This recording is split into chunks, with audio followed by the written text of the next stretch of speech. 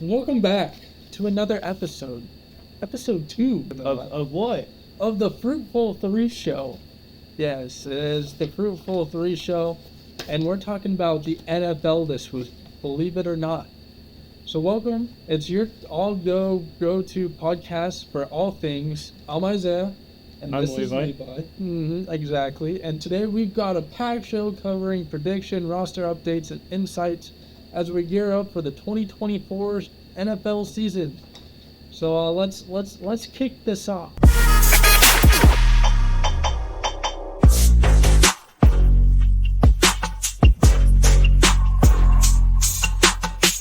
Speaking of kickoffs, we got a whole new kickoff rule in the NFL. I heard that. I don't know what the rule is, but I heard it. I don't quite understand it myself, but it's a lot more entertaining. Hold on here. Let me Alright, while you find take that, it up, and I will just look up the rules real quick. we got a nice little package, Levi. Oh, do we got some swag, bruh? You got some swag. That one's yours. We got some swag. And this We got a swag store now? It's not officially open yet. I wanted to see how the product turns out first. So that's yours, because that's your special size. This is actually, I kind of like the fabric, I'm not gonna lie. Oh, you got like dark gray, man. I got dark gray. It has the Fruitful 3 show on the side, because I got it two different. What does it say? What does it say on your sleeve?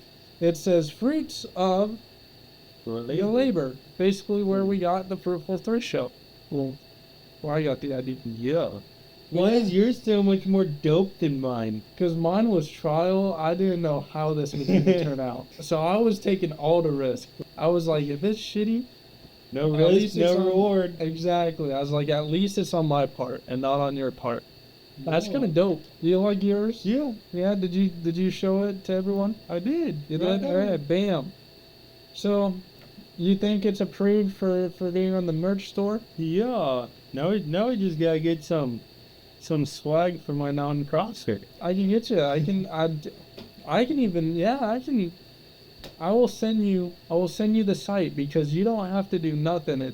They'll do the drop shipping for you. Yeah, so hopefully here soon they'll be out on a store. Okay, did you find the kickoff rule yet? Yeah. Yeah? So the ball is kicked off at the 35-yard line, which is same as the current rule. And then safety kicks would be from the 20-yard line, which is same. So your alignment, all kicking team players other than the kicker will line up with 1 foot on the receiving team's 40-yard line.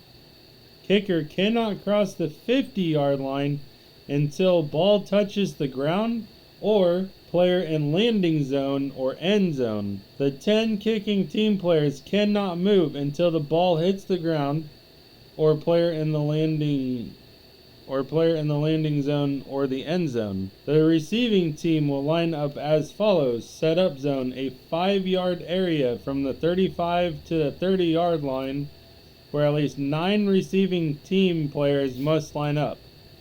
At least 7 players with foot on the 35-yard line, restraining line, with alignment requirement outside numbers to hashes and inside hashes. Players not on the restraining line must be lined up in a setup zone outside of the hash marks. All players in the setup zone cannot move until the kick has hit the ground or a player in the landing zone or the end zone. A maximum of 2 returners may line up in the landing zone and can move at any time prior to or during the kick. So the landing zone is the area between the receiving team's goal line and its 20-yard line. Any kick that hits short of the landing zone, treated like kickoff, out of bounds, and ball spotted at 40-yard line. Play will be blown dead as soon as kick lands short of the landing zone. Any kick that hits in the landing zone must be returned. Any kick that hits in the landing zone and then goes into the end zone must be returned or downed by receiving team. If down, then touchback to 20-yard line. Kick hits in end zone, stays inbound, returned or downed.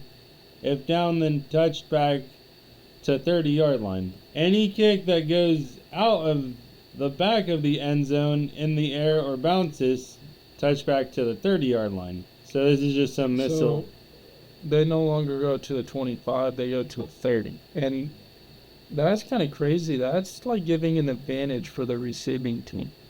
Yeah, so basically no one can move until the ball either hits the ground or someone catches it. That's no. There's like some 40-yard runs or like 60-yard runs in preseason. It was crazy. That's because obviously that's how it's going to be. It's stupid. I don't think it's stupid. It's kind of more entertaining because You're going to have more of a high-scoring game. Woo. pretty much. See, this is why I don't like watching NFL anymore. I like it because of the fact that it like makes kickoff more entertaining. Like kickoffs kind of got boring. Like you just watch a kickoff and you're like, it's a touchback, nothing exciting.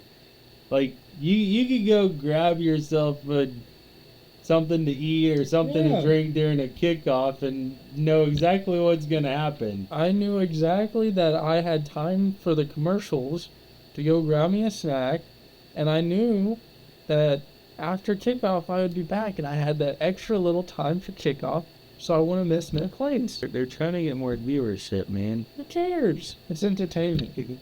More views, entertainment. Alright. And so have you officially gone through all the rules, or are you still going to rules? Well, there's miscellaneous rules, but I don't think they... That's a lot. That's a lot of knowledge. And one little thingy. What? So we have the AFC and NFC North predictions. I don't know why North is there, but we have the predictions. Nick Wright is predicting that the Cincinnati Bengals and the Baltimore Ravens will both make the playoffs. I mean, that's pretty reasonable since they've been both in the playoffs the last couple years. But Nick Wright also doesn't see Cleveland Browns or Steelers making it this year. I think with Justin Fields and nothing out of something out of nothing player, Russell Wilson, there we go, they might have a chance. Now, I don't know much about what the Browns has done in the off season, but I don't know. I really don't. I see Cincinnati and I see Baltimore being the two, because they've always been like the top two teams the last few years in that conference, or in that division. Browns haven't really. I mean, they've made some big splashes during the off season, but not really much. Steelers, I mean, they're kind of in a rebuild year, so I don't really know what to expect out of them. Yeah, to me is you got two decent quarterbacks now. I mean, you got somebody who's proven he's a Super Bowl caliber quarterback, and Russell Wilson hasn't really been anything spectacular the last few years. But you also got somebody like Justin Fields, who's honestly did a lot of positive and had a lot of upside in Chicago. It was just they never truly built a team around him, and so now you're putting him with an actual coach that likes to build teams around quarterbacks and likes to actually try to win games. And up to this point, Mike Tomlin has never had a losing season. So he's always finished 500 or above. So what does that tell you compared to the Bears organization the last few years? But he actually knows his crap, bro. It's like he's at least willing to invest in players. So since that was AFC North, what are your predictions for the whatever Chiefs are in, division Chiefs are in? That's West? Yeah, AFC West. Yeah, it is West, because Raiders are in it. Yep. Yeah. Raiders and Denver. So what's your predictions in the I still believe Chiefs hold it. Until someone knocks them out, it's really hard. I mean, one, I'm a diehard Chiefs fan, so I'm going to say Chiefs every year. But obviously, as they are the top team in that division, until someone actually knocks them out, you can't go against. I mean, that's like when the Patriots with like Tom Brady.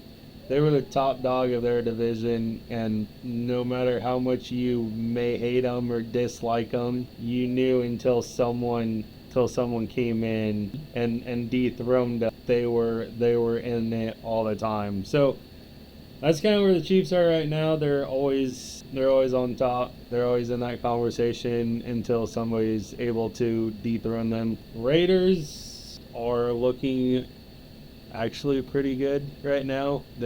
So you're throwing Raiders in number 2 slot for the West? Yeah, I would. Unless the only way the Raiders don't make the number 2 slot is if the hype train disappears. They're jacked up on adrenaline and hype, and Antonio Pierce has them all rallied together. So, as I was saying, the Raiders are actually looking to be a decent team. Denver Broncos are also looking to be a good team. There's a lot of hype going around Bo Nix. So, if he is able to be a good quarterback, and there's a lot of talent offensively around him. Sean Payton has been doing a good job of building that roster. So Bo Nix is one to look for on that team, and to see if he's actually able to. And if he does, then I could see Denver being a threat in the AFC. Chargers. I'm just excited to see Jim Harbaugh back. That's all I care about. So that whole division is really kind of an any given Sunday division. But ultimately it comes down to, as the Chiefs are on top, the Chiefs have been on top. So until somebody's able to dethrone them, I don't see them going anywhere. And they've only gotten more dangerous. They brought a lot of speed in during the off season. So yeah, they've beefed up their offensive line through the draft and undrafted free agency. They got better. It's scary to say this, but they actually got better defensively too. They went out and drafted some good corners and safeties. They got depth pieces, so they've improved there. So until, like I said earlier, and I'll say it again, until you dethrone the Kings, there's nobody better but the Chiefs. They're actually in the history for making. Nobody's done a three-peat. They could or could not be the team that does it this year. We'll see. Yeah, it's difficult to get to. I'm not going to deny that. I think there's 8 other teams or so that's done it. It's hard enough to go back to back, and no one in NFL history has done a three-peat. So they are on the verge of making NFL history. That part is to be continued, and see if that plays out to happen or not happen. Yeah. All right. Moving on to the AFC South predictions. AFC South. That is Texans, Miami. Why can I not think of the other two? No, Miami is not in there. Miami is in AFC East. Oh, that's an East? Because it's New England Patriots, Bills, Miami, and Jets. No, Cleveland. Or no, it's not Cleveland. Yeah, Jets. You're right. Jets. Yeah, New York, baby. Yeah. New York. So AFC South? Yeah. Texans. That's there's... Or even the other teams. I can't think of the other teams. Jaguars? Oh, so that's Texans. That's the Florida. The Texans, Jaguars. Oh, Colts? Indianapolis, I do believe, is in there. And here, make me think here. I should know it. Tennessee. Am I even right? Titans. NFC yes. South. Yep. AFC South. Well, they lost Derrick Henry, so yep. Yeah, Texans are going to be on top, especially with their quarterback. And Texans just got Stephon Diggs. Oh, did they? During the offseason. Yeah, so they're stacked right now. Now, the only thing I fear about the Texans are they going to go into a sophomore slump? That's a good question. Because C.J. Stroud balled out last year.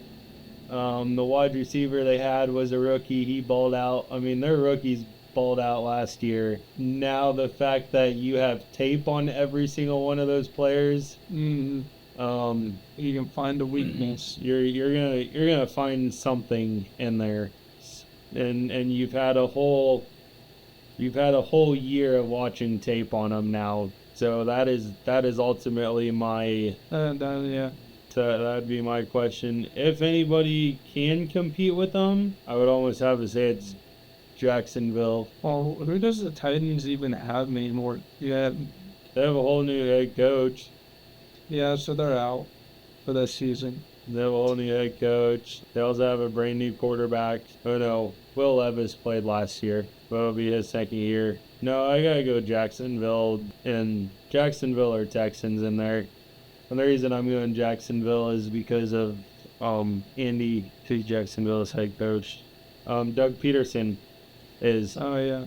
Doug Peterson, and he is a Andy Reid coaching tree, and he won a Super Bowl against New England with Philadelphia. So knowing his background, that's got to be my number 2 in there, if he can get all the pieces together.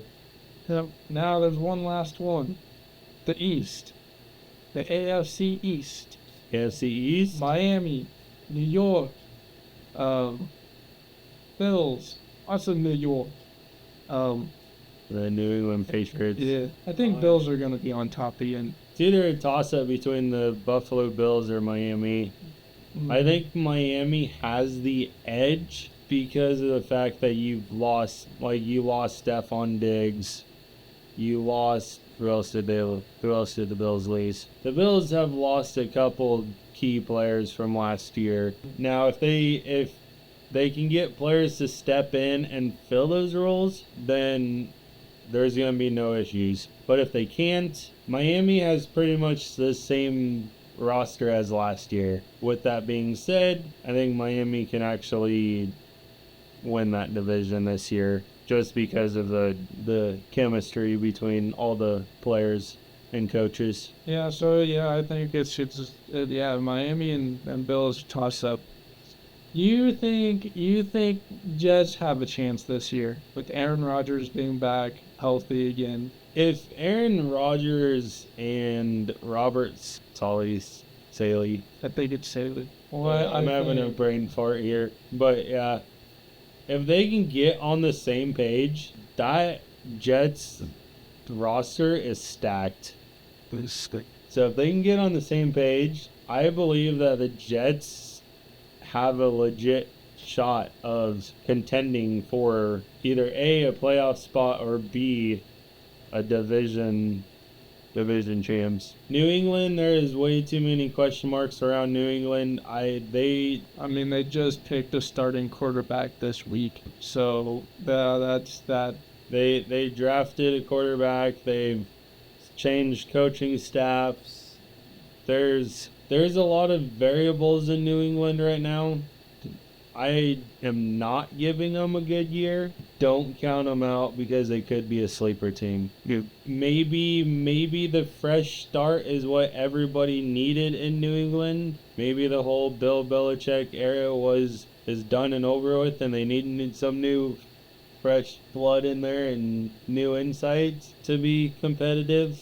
I don't know, but they're probably going to be an interesting team to watch just because of the fact that there's just, it's like any other team that gets like a new quarterback, new coaching staff, new players. They're interesting to watch because you don't know what to expect. You don't know if they're going to click right away. You don't know if they can click right away and then fall off halfway through the season, or they can not click and halfway through, next thing you know, they're competing for a playoff spot. That's the fun part of football. That's the fun part of any sport, honestly, is you just don't know. So moving on to the NFC now. Chris Broussard. Bizarre. I hope that's right. He has the Detroit Lions and Green Bay Packers making the playoffs. And the Vikings and Bears, not so much. I mean, I have to agree with them. Lions were like a sleeper team last year. Oh, they were. And Green Bay with Love as quarterback, but he just he's the highest paid quarterback now, right? Yep. So I could see him dipping down, you know. I could see that happening now that he's the highest paid quarterback. It just tends to happen for some reason. Detroit is a really good team. The interesting part is, can they repeat that success from last year? You make it to an NFC championship game. Can you keep everybody's morale high enough to go and compete for that again? Dang it. I keep catching myself, man. The ums? Yeah. I told Levi not to use he used too many ums last week, and now he's on control. So the interesting team in this whole division is actually the Chicago Bears. With drafting Caleb Williams, there's a lot of buzz around the guy. The next Mahomes, has a higher IQ than Mahomes. He has better college stats than Mahomes. There's a lot of buzz around that, and they've actually put pieces around him to make him successful. I mean, obviously, the Detroit Lions and the Green Bay Packers are your top two teams competing for the number one spot. But in my opinion, Bears might be a sleeper team. Bears could be a sleeper team. To me, I would rather honestly watch Chicago Bears than I would rather the Detroit Lions and Green Bay Packers, just because of their QB. Yep, their QB, and because of the fact that they have actually built a roster. And so it's interesting to see if everything works the way that it should. All right, moving on to NFC East. We're going the opposite way this time, buddy. We're going to the East. Oh, are we gonna do South next and then West last? Yep. Never eat shredded wheat? Yep. So, we got the Cowboys, the Giants, the Eagles, and the Commanders. That's their new name, isn't it? So, speaking of the Commanders, they may or may not become the Redskins again. That's what I think you told me that last year. There is actually a petition going on between the Native American tribes right now, and they want the Redskins back, and they want because they felt honored. Yeah, cancel culture took it way too far. So sometimes. So I am waiting to see how that petition falls out or falls through. How it plays out. That's That's the technical term. It falls through. That's. Can you tell we're not professionals here and we're humans? You make mistakes. It happens. Exactly. So I think I have Eagles on top as always, even though Cowboys. I don't know. Cowboys are a mess. There's a lot going on. CeeDee Lamb just got paid. He's the highest paid receiver now. Well, one of the highest paid receivers. One of the. I think Tyreek Hill's contract is still negotiable. Higher. Giants, you think? Oh, they lost Saquon Barkley, didn't they? To the Eagles. Yeah, so Eagles obviously are top. Giants, they lost their only good player. And they're still relying on Daniel Jones to make a push. But Daniel Jones didn't do nothing. Patriots, right? Was he played for the Patriots, didn't he? That's Mac Jones. Oh, that's Mac Jones. My bad. You're good. My bad. I knew it was a Jones. Come on, keep up with the Joneses, man. I'm sorry. I've been living under a rock. Okay. Yeah. Patrick Star. Wait. I'm gonna let you. Wait. You don't live in a pineapple under the sea? No. I live in a rock under the sea. Wait, I live under a rock under the sea. Any other recaps of the East or predictions of the East? Wait, did we do NFC West? Not yet. Oh. That's last. So moving on to NFC South, we have the Falcons, the Panthers, the Saints, and the Buccaneers. Honestly, I don't know much about the Buccaneers since Brady left. Buccaneers, so with them is we was their quarterback last year. I don't even know that. And he played for Cleveland before that. Mayfield? Yeah, Baker Mayfield. I was thinking Johnny Manziel, but I'm like, dude, Johnny Football's been gone for several years. So Baker Mayfield has actually had his best career last year in Tampa since his first few years in Cleveland. So to me, that was exciting to watch because you take the league by storm, and then all of a sudden you have a drop-off curve, and then you get a whole new fresh start in a system that actually works for you, and you just ball out again. What I know about the Panthers is there's a lot of hype. I don't know for what reason.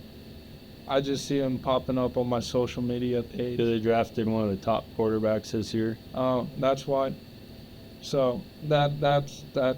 And I don't know nothing about the Saints since Drew Brees left.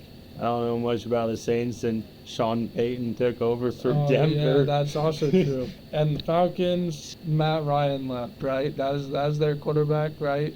Yeah, he's been gone for a couple years. Oh, jeez. I don't know much about him, honestly. Let's be honest here. I used to know a lot of this stuff, and I can sit in a bar and talk to you and all this other stuff, but when you try to plan everything into 1 week, and then your plans change several different times, which is life in adulthood, things get jumbled, and not all your notes make sense. Not all of the notes that I sent you made sense. So you go through and you do what you do, and then you go on here, and either A, you're going to look really, really good, or B, you're going to look human. So, well, guess what? We're looking like human, and that's just how it's going to be. Exactly. Okay, so moving on to the West, because we actually know some teams in this.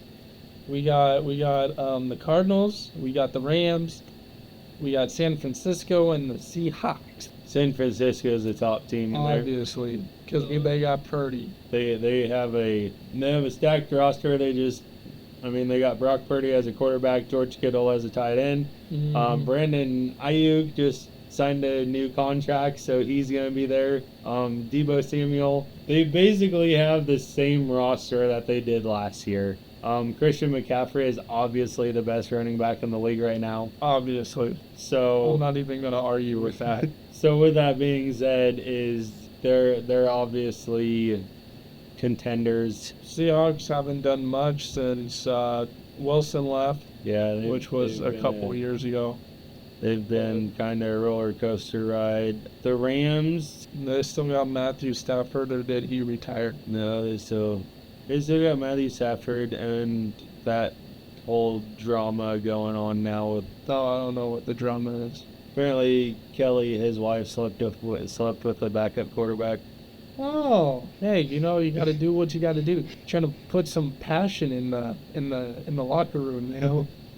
They're gonna go to the Super Bowl. You know what? I'm putting Rams in front of San Francisco, just for that reason. That's gonna put a fire under Matthew Stafford. The only downfall is they don't have Aaron Donald anymore. Oh yeah, he retired. Yeah, I'll give it a 50-50 shot. Speaking of retirees, Jason Kelsey retired from the Eagles too. Speaking of that, so Cardinals, they still have what's his name, the quarterback, Kyler Murray. Yeah, there we go. Yeah. You think he's gonna actually do something this year, or is it just? I don't know. Cardinals are all over the place. They're a disaster right now, and they need help. So moving on to betting trends. Or were you finished? I'm sorry if I interrupted. Yeah, because that was West, right? Yeah, that was the point. Okay. Yeah. Alright, so NFL betting trends for week 1. Seattle Seahawks' historical struggles in interconference games are catching attention. They didn't cover the spread in any of the 5 interconference games last season. The Chargers are expected to cover the spread against the Raiders, and the Bills are likely to cover against the Cardinals. The sports line model, which has been quite successful in predicting outcomes, favors over the Chargers and Raider game. The Chargers game. The Chargers over the Raiders. Who do you think? Oh, I guess that's later on. That's in season. So I was betting to just a little bit of something. So Ravens roster moves. The Ravens have finalized their 53-man roster. This includes tough cuts like tight end Mike Riggerman and wide receiver Sean Ryan, with a mix of veteran and rookie talents making the final cut. The Ravens roster is balanced with 25 players on offense and 25 players on defense, plus 3 specialists. Blah, blah, blah. There's notable depth on the offense line and running back position. They're also exploring additional quarterback options and planning to finalize their practice squad soon. Which is probably already out. Yeah, it's probably out yesterday. Yeah. Yeah. Because the Chiefs were out yesterday. Super Bowl odds. Looking ahead to Super Bowl whatever. 58? Yeah, maybe it is 58. Yeah, it is 58. L is 50. The Kansas City Chiefs are favorites with plus 500 odds, aiming for their 3rd consecutive title. The San Francisco 49ers follow the 600 odds, and we've got the Ravens, Lions, and Eagles in the mix as potential contenders. I think that should have been with the betting trends. That's my error for not catching that. The Chiefs are the team to watch, but keep the eye on the 49ers' resilience and Ravens' potential if Lamar Jackson stays healthy. Okay, now I am actually looking forward to the Lamar Jackson and Derrick Henry duo. Yes, I am. Because you actually have a running back that complements a dual threat quarterback now. Yes, even though, we lost Dobbins too. Yes, I was kind of upset because I really like Dobbins.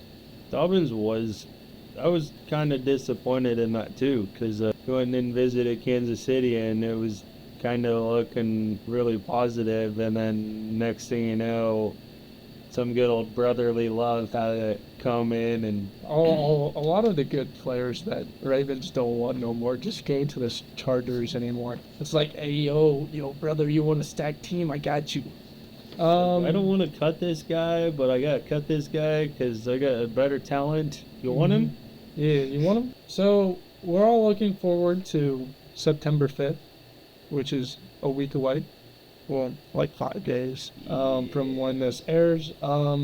So we have the Chiefs versus Ravens kickoff on September 5th. 3 points are favored for the Chiefs, and Sportsline model predicts a high-scoring game with combined score of 47 points. I actually think it's going to be more of a low-scoring game.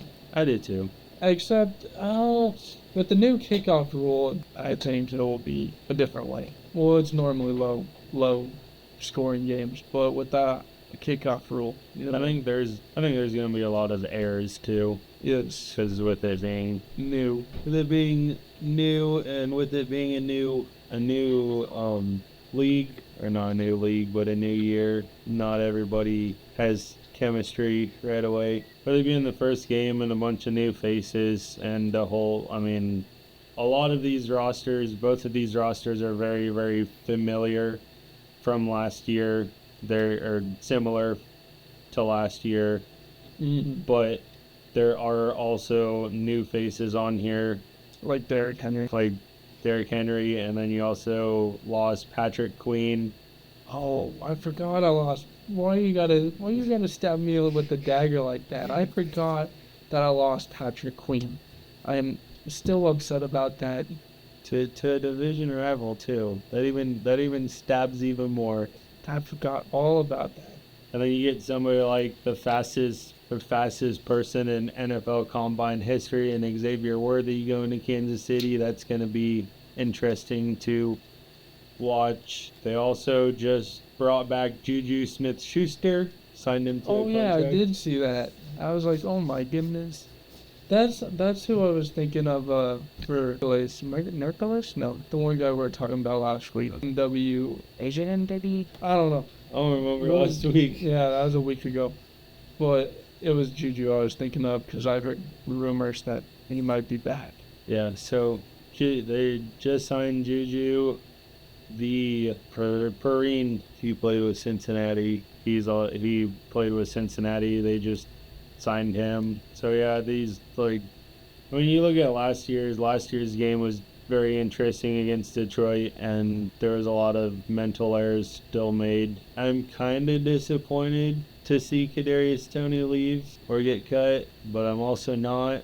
I'm disappointed because he had a lot of upside and a lot of raw talent. He never really developed into a player that I was hoping he'd turn into. So is that your Chiefs versus Ravens season opener Yeah. report? And hopefully when I'm sitting down in Fort Riley next week, I'm able to watch it. Don't worry, I'll let you know what's going on. Chiefs are gonna lose. Probably. Hey, they lost this home opener last year, and look at what happened at the end. Let the best team win. Best team win. See this? All right, moving on to more somber news. The Ravens' offensive line coach, Joe Alexandris, did I say that right? Probably. I hope so. I might have butchered that name. Has passed away at 70. He was a respected coach with a deep passion for the game. George Warhop will step in as the interim offensive line coach.